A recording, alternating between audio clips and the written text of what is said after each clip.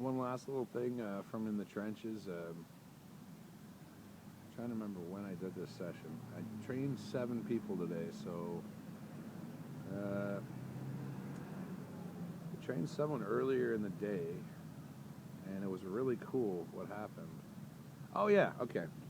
So one of my mid-afternoon clients, I won't name her, but her initials are AC. Every time she attempts a deadlift, I mean this is session number 5 or 6, every time she attempts a deadlift, her lower back rounds. And not only does it round, looking at it from the side, but when you look at it from behind, you can see that there's some twisting of the hips. So, I'm looking at that and I'm thinking, okay, it's not a flexibility issue, because when we saw that she wasn't able to go through a half range of motion deadlift with a 45-pound bar, we regressed her and we went up to a higher starting position. Okay, so all we did, instead of trying to fight this thing, is we practiced the same movement pattern, but with a more restricted range of movement, or range of motion, sorry. So, and then we actually had positive, it worked really well, and then we moved her back to the rack pull that we like to do, which is just below the knees for most people, about 14 inches, and she was okay there until we moved up to about 85 pounds. Then she started doing the same thing again. So at this point, I'm thinking, okay, well, is this going to be the only movement where she displays this inability to maintain dynamic posture, or is she going to, show this throughout, any movement where she's got a loaded spine?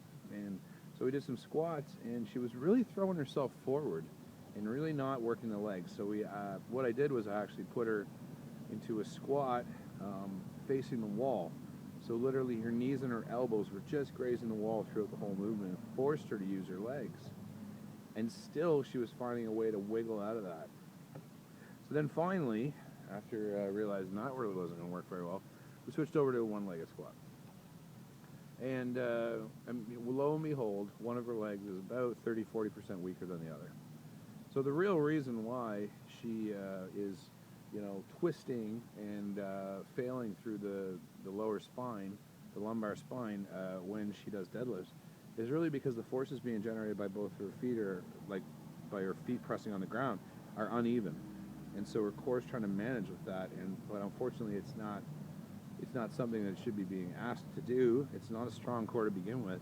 And so the first thing to really fix that for this lady is to switch to a one-legged squat, improve the ability to generate power with both feet, try to even that up, get a little bit more symmetry there, and then retest and have a look and see how the deadlift goes.